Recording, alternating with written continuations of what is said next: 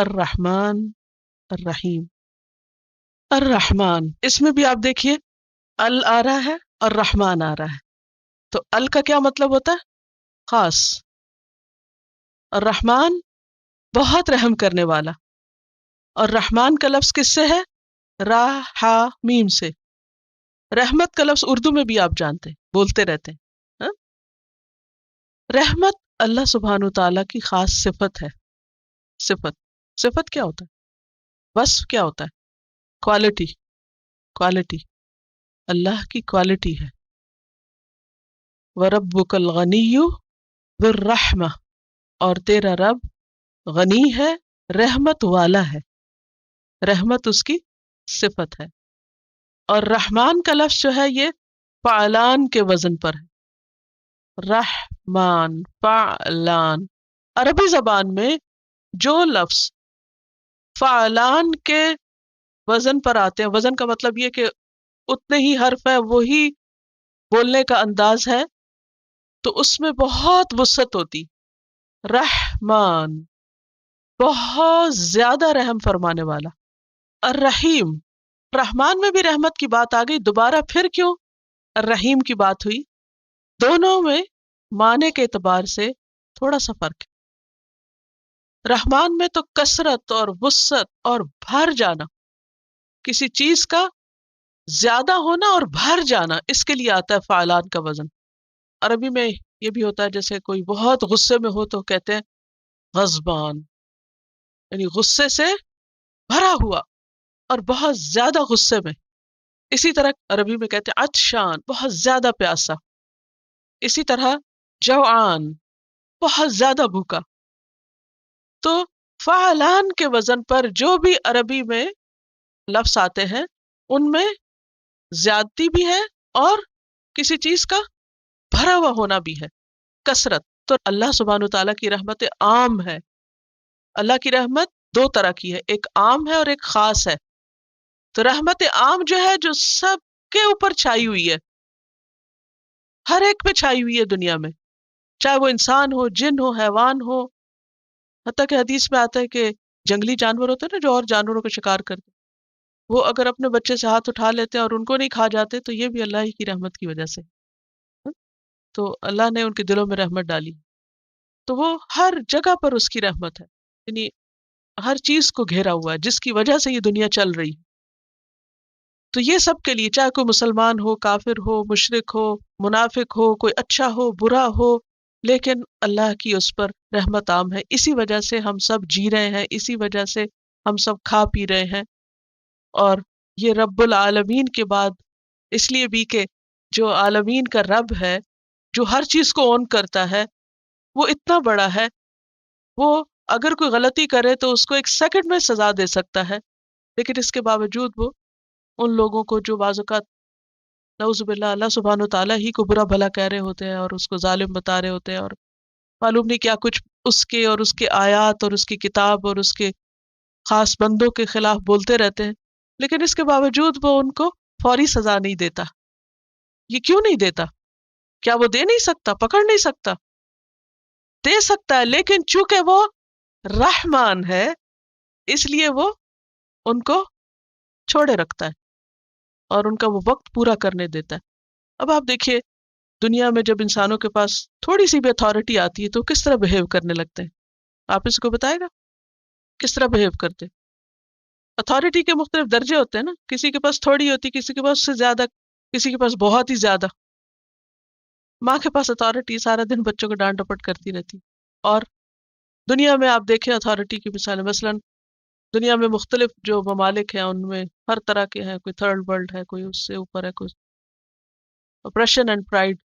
تو جس کے پاس جتنی اتھارٹی آتی جاتی ہے نا، اس کا غرور اور اس کا تکبر اتنا ہی بڑھتا چلا جاتا ہے، اور پھر وہ سمجھتا ہے اسے کوئی پوچھنے والا نہیں، وہ جس پہ جتنا چاہے ظلم ڈھائے، جو مرضی کرے.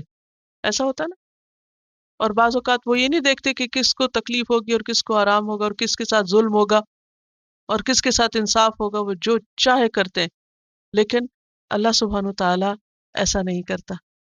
آپ دیکھیں کہ جن لوگوں کے پاس طاقت اور قوت ہوتی ہے، جب انہیں پتہ چلتا ہے کہ فلاں ہمارے خلاف ہے تو وہ کیا کرتے ہیں؟ فوراً پکڑنے کی کرتے ہیں. لیکن اللہ سبحانہ تعالیٰ کے خلاف کتنے لوگ ہیں؟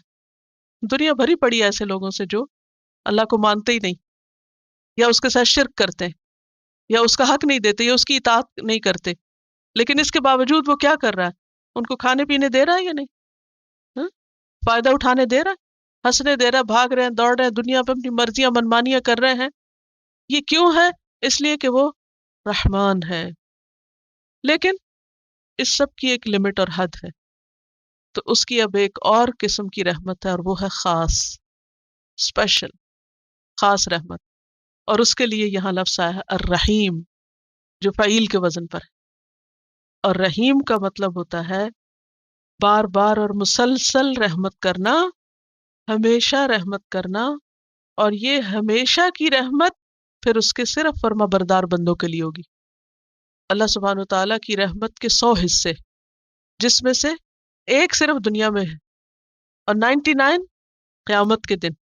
لیکن یہ 99 ان کے لیے اب رہ جائیں گے جو اس پر ایمان لاتے، جو اس کو مانتے، جو اس کی اطاعت کرتے، لیکن پھر غلطیاں کرتے.